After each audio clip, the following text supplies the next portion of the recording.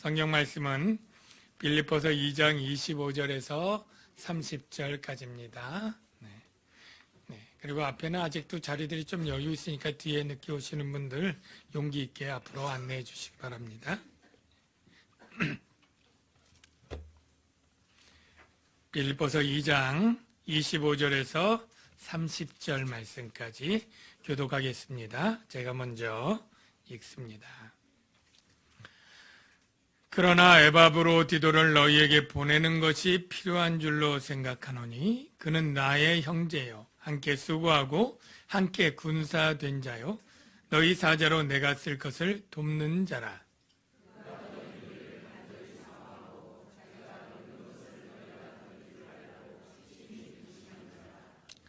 그가 병들어 죽게 되었으나 하나님이 그를 긍휼히 여기셨고 그뿐 아니라 또 나를 긍휼히 여기사 내 근심 위에 근심을 면하게 하셨느니라.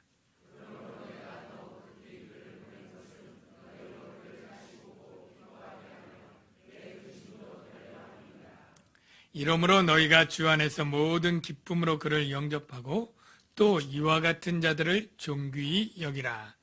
그가 그리스도의 일을 위하여 죽기에 이르러도 자기 목숨을 돌보지 아니한 것은 나를 섬기는 너희의 일에 부족함을 채우려 함이니라. 아멘. 우리 좌우에 계신 분들에게 미소를 띄우면서 사랑합니다 인사하겠습니다. 사랑합니다. 네, 사랑합니다.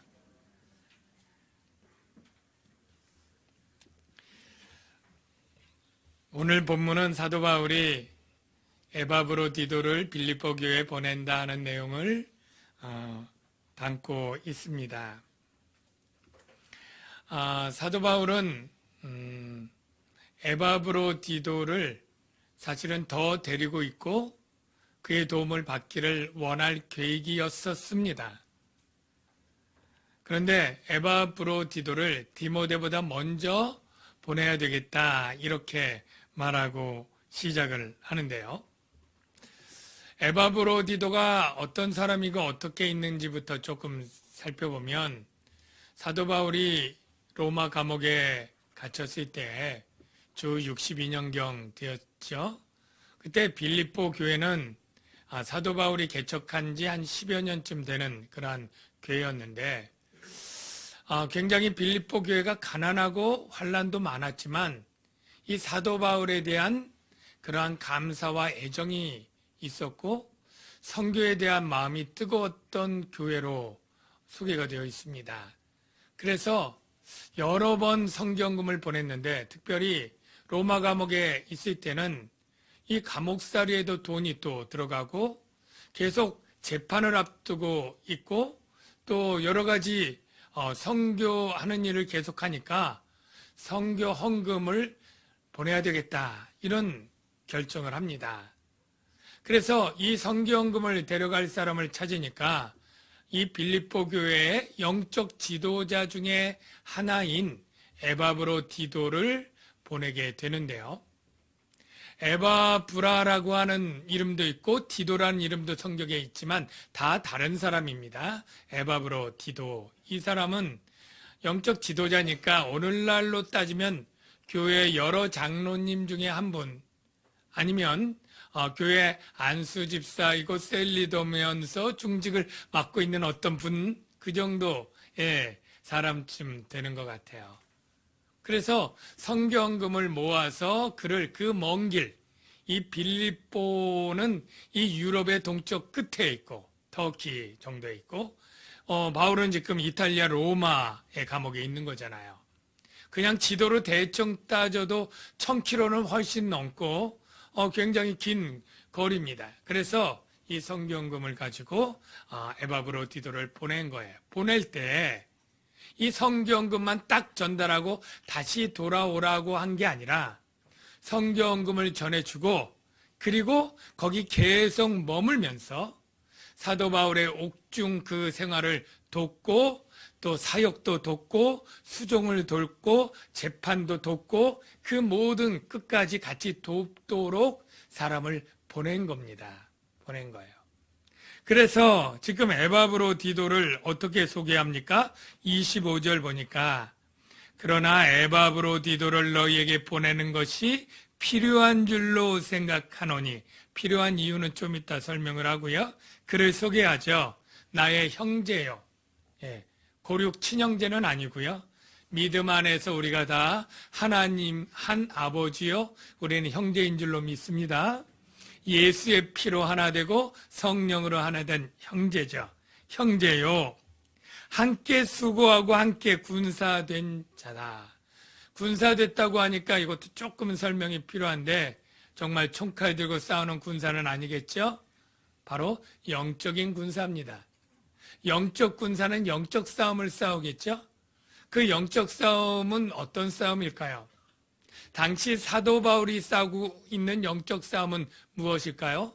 첫 번째는 로마에서 황제 숭배를 강요하면서 핍박하는 데 믿음을 지키는 싸움이고요. 두 번째는 그 당시에 헬라에 이단주의적인 사상들이 많았죠. 영지주의도 있고 도덕적 쾌락주의도 있고, 그리고 그리스 로마 신화의 수많은 잡신들 섬기는 일들, 여기에서 그 교회를 영적으로 보호하고 지켜내고 변론하는 싸움이 또 두 번째 싸움이고요. 세 번째는 교회 내에 유대인 중에 그리스도인 된 사람들이 이게 복음을 잘못하고, 복음 가지고 안 되고 할례 받아야 되고 율법 지켜야 되고, 이렇게 율법주의의 거짓 복음을 가르치는 자들에게 가르치고 변호하고 지키는 이러한 영적 싸움을 싸우는 군사인데, 바로 에바브로디도가 와서 그 일을 도와주는 거죠. 그래서 나와 함께 수고하고 나와 함께 군사된 자, 이해가 되시죠?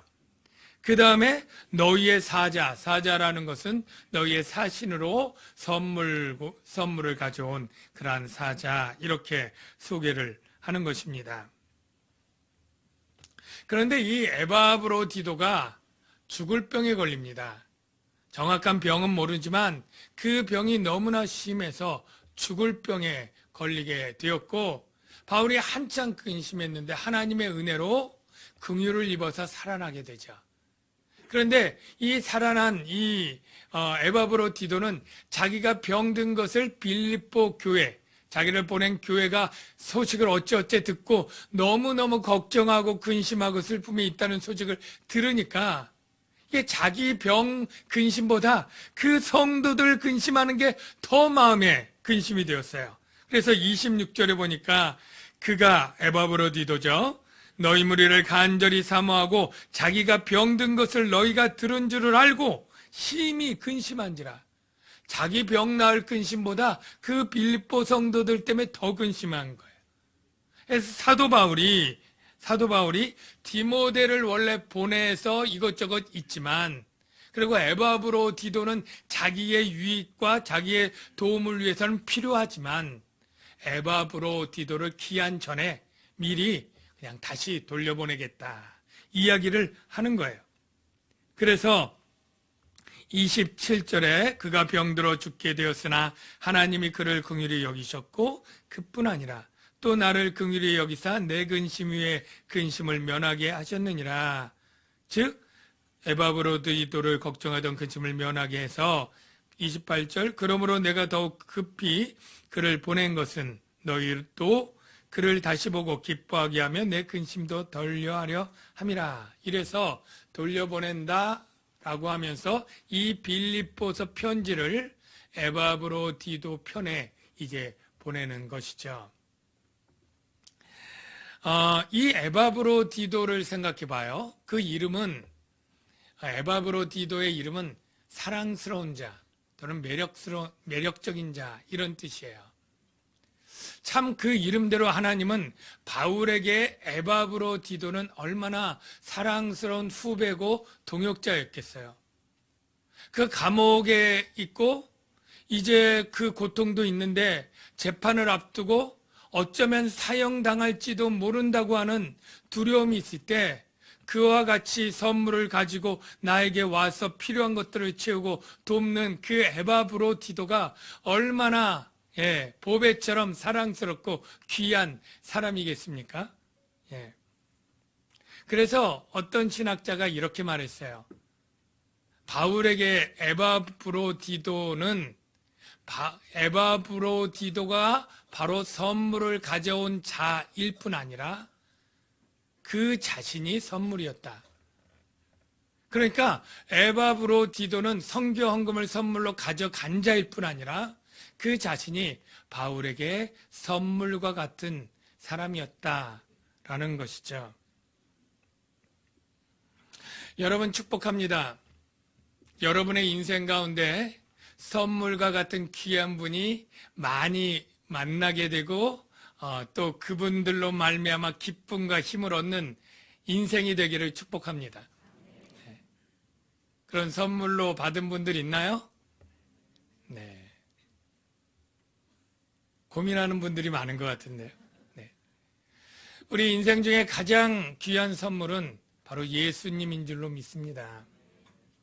죄로 인해서 방황하고 목적 없이 비참한 삶을 사는 우리에게 영적 감옥보다 더 얽어매는 죽음과 사망과 이 율법의 종으로 매여 있는 우리에게 바로 하나님은 선물로 예수님을 보내주셨고 예수님으로 말미암아 우리가 기쁨과 희락과 자유를 얻게 된 줄로 믿습니다. 또 귀한 선물은 예수님이 주신 선물인데 바로 성령입니다. 여러분 이 말씀을 한번 사도행전 2장 38절을 통해 확인해 보겠습니다. 베드로가 설교할 때 이렇게 말합니다. 베드로가 이르되 너희가 회개하여 각각 예수 그리스도의 이름으로 세례를 받고 죄 사함을 받으라. 그 다음에 뭐예요? 그리하면 성령의 선물을 받으리라. 여러분 성령의 선물이 뭘까요? 성령이 주시는 열매도 있고 은사도 있고 성령의 기쁨 이런 것 있지만 사실은 성령 자체가 선물인 줄로 믿습니다. 성령이 오셔서 나에게 생명을 주고 기쁨과 희락과 그 모든 은사와 열매들을 주니 바로 성령이 최고의 선물이죠. 바울에게는 에바브로디도 같은 선물 같은 사람이 있었는데요. 여러분에게도 분명 많이 있으리라 생각이 듭니다. 저는 누가 내게 그런 선물일까 생각을 하니까요.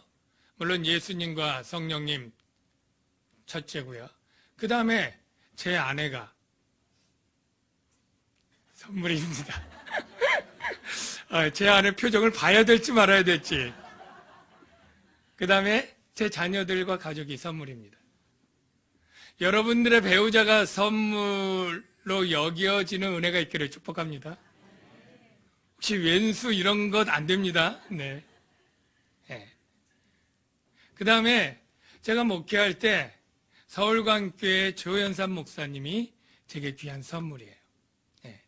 제게 목회를 가르쳐 주시고 제가 목사가 되도록 훈련하고 교회를 세워준 조현삼 목사님을 만난 것이 제 인생에는 귀한 선물이다. 이런 생각을 합니다.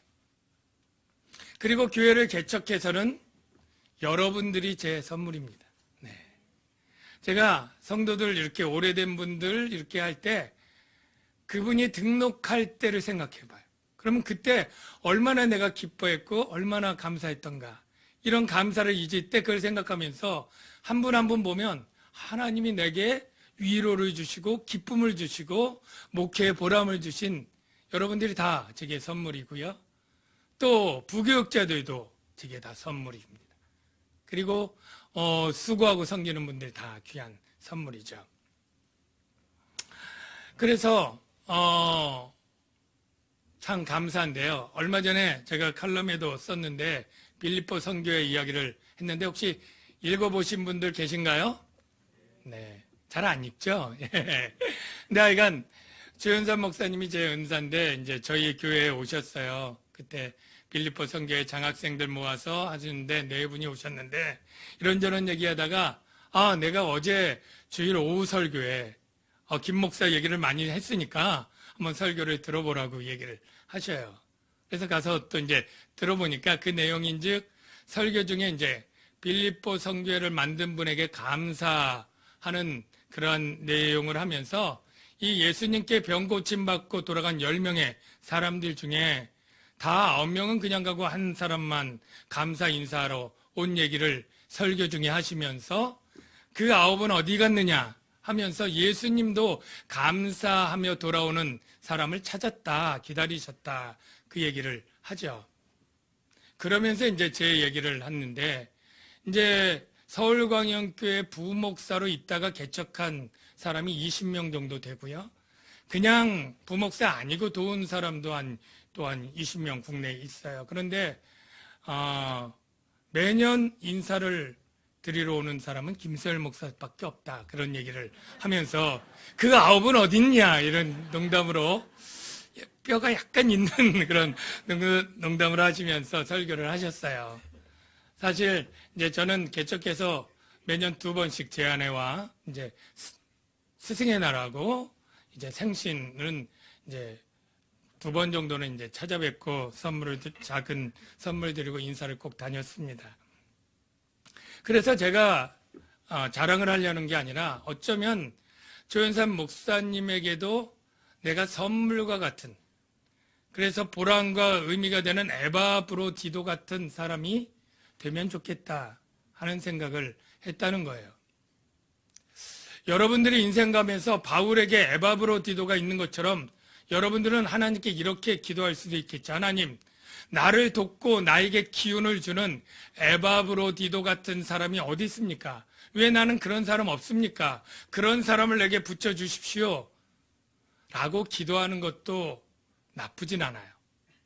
그런데 이렇게 기도하면 어떨까 싶어요. 하나님, 나는 누군가에게 에바브로디도 같은 사람이 되고 싶습니다.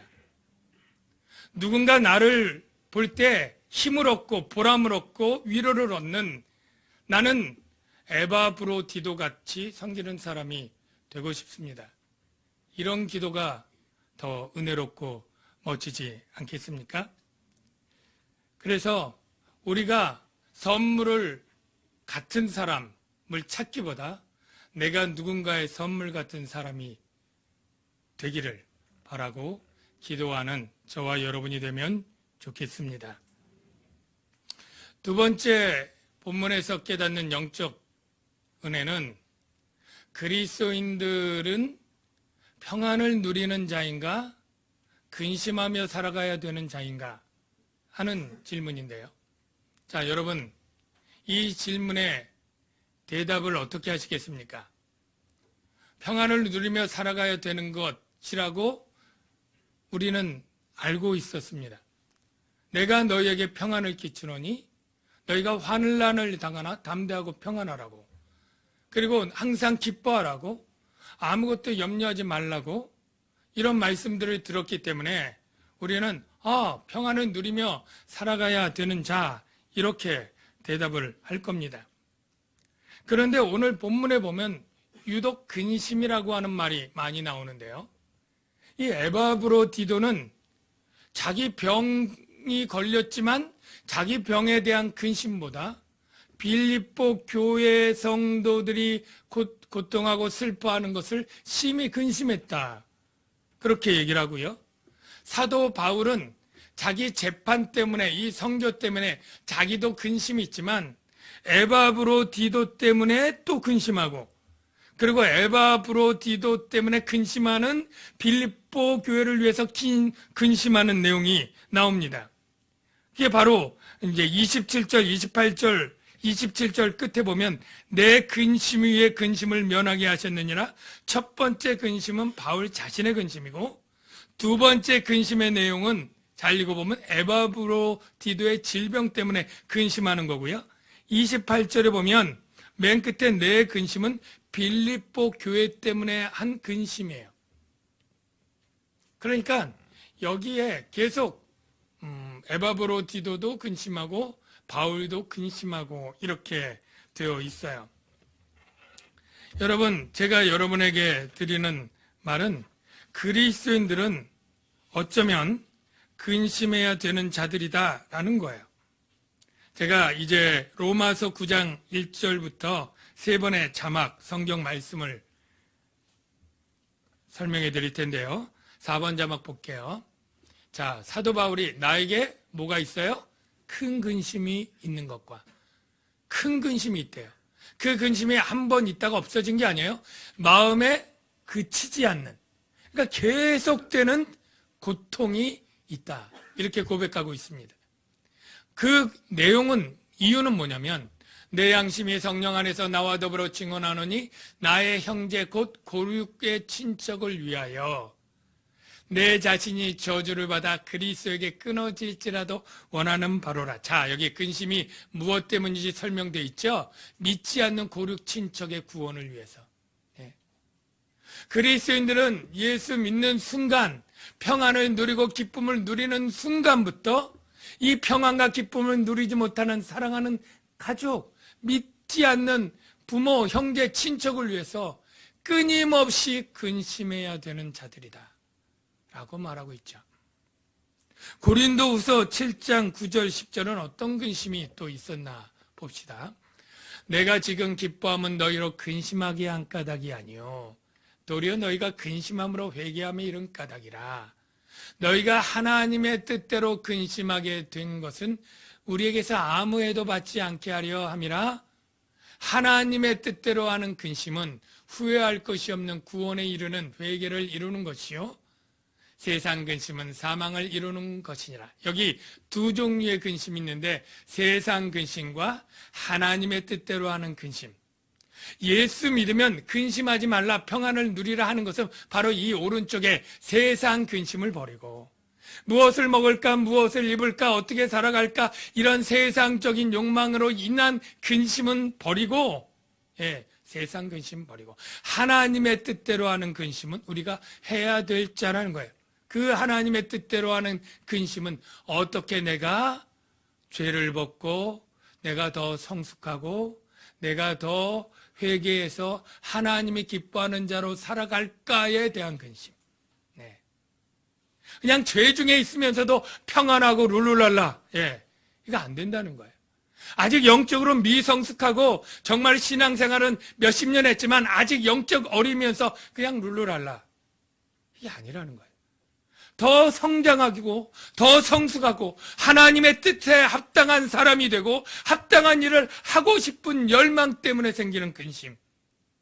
이 거룩한 근심, 하나님의 뜻대로 하는 근심은 우리 그리스도인들이 가져야 될 근심이다 라고 가르쳐 주는 것입니다. 고린도후서 11장 29절 마지막에 볼게요.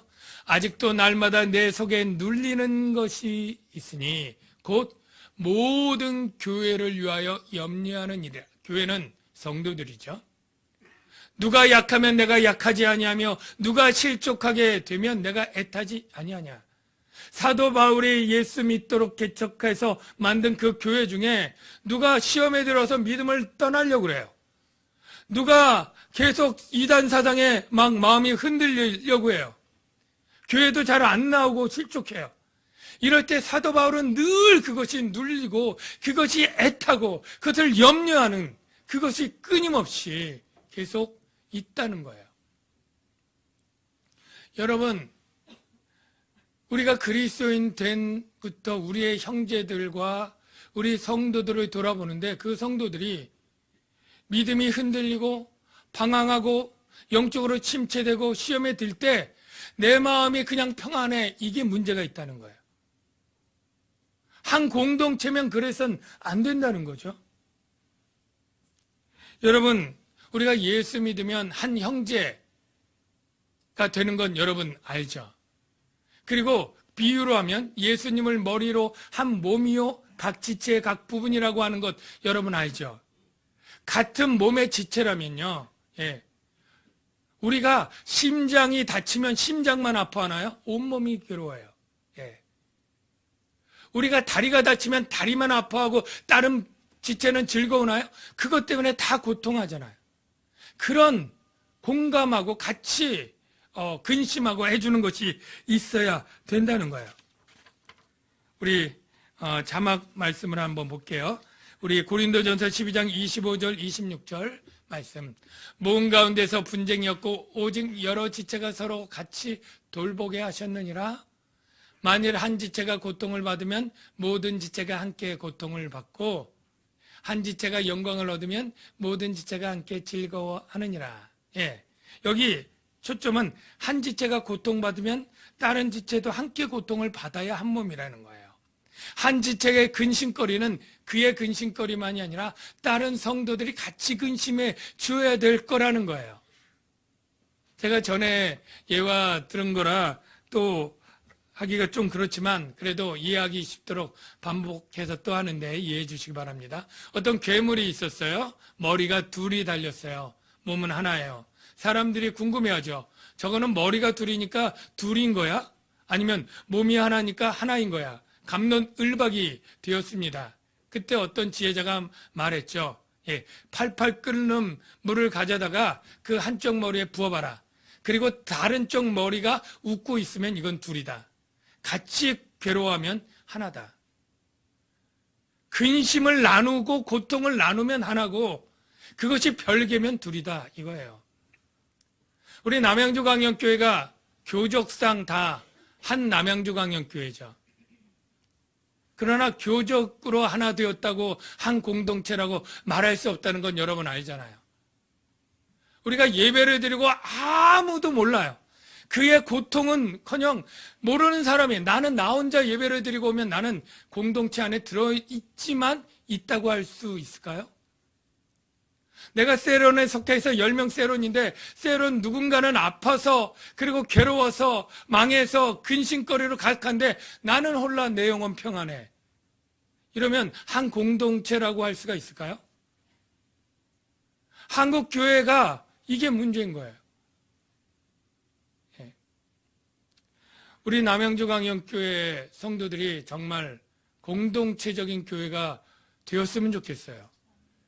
우리가 물론 우리 성도 700명이 다 모든 것을 하나처럼 되기는 어렵겠죠. 그러나 우리에게 붙여진 세론, 내가 같이 성가되면 성가대, 교사면 교사, 내게 붙여진 그 몇 명의 사람들의 근심이 내 근심이 되고 내 근심은 다른 사람의 기도 제목이 되고 그가 경산하고 잘된 것이 내가 시샘하지 않고 진심으로 기뻐하고 즐거워하고 이러한 공동체가 참된 교회의 모습이라고 생각합니다. 우리 교회가 그 방향으로 나가기를 주의 이름으로 축원합니다. 세 번째로 살펴볼 마지막 영적 교훈은 교회에서 어떤 사람이 존귀 여김을 받아야 하는가. 29절에 보면 이러므로 너희가 주 안에서 모든 기쁨으로 그를 영접하고 또 이와 같은 자들을 존귀히 여기라. 에바브로디도를 보내면서 이를 환영하고 에바브로디도 같은, 그러니까 꼭 에바브로디도만을 얘기하는 게 아니라 이와 같은 에바브로디도 같은 자를 존귀히 여기라 얘기를 했는데 그가 어떤 자인지를 사도 바울의 눈으로 보면 30절에 그가 그리스도의 일을 위하여 즉 주님을 위해서 죽기에 이르러도 자기 목숨을 돌보지 아니한 자, 즉 주님과 교회를 위해서 자기 목숨을 돌아보지 않았다면 자기 개인의 유익과 이익을 돌아보지 않은 것은 당연히 포함되겠죠. 자기 어떤 물질과 시간과 재능과 은사, 자기 자존심 돌보지 않은 게 다 포함되겠죠. 예. 자기 희생을 감당하면서 주님을 섬긴 이러한 사람들을 존귀히 여기라. 예. 이런 사람들이 대부분 교회에서 존귀히 여김을 받고 있지만 좀 아닌 부분도 없잖아 있지 않나 이런 생각도 듭니다. 네. 제가 이 강남이나 어디 조금 큰 교회 보면 이 장로님들 이렇게 뽑을 때 보면 대부분 다 막 변호사 또 무슨 교수 또 무슨 중소기업 사장님 또 뭐 언론인 정말 세상에서 존경받을 그렇게 할 사람들이 다 교회에서도 이제 장로님이 되는 것을 보면서 물론 그분들이 헌신적이고 그분들이 신앙과 이런 것들이 있으셔서 됐으리라고 믿지만 주님을 위해 희생한 사람들이 그런 학력이나 신분이나 지위 아닌 분들도 있을 텐데 어떻게 공교로운 건지 어떤지 몰라도 다 그런 분들만 됐을까 하는 생각을 가져요. 제 담임 목사로 이렇게 오시는 분들이 있어요. 보통 100명만 넘은 교회도 담임 목사님 되려면 보통 이력 가지고는 안 되고요. 적어도 다 외국에서 유학 정도 하고요.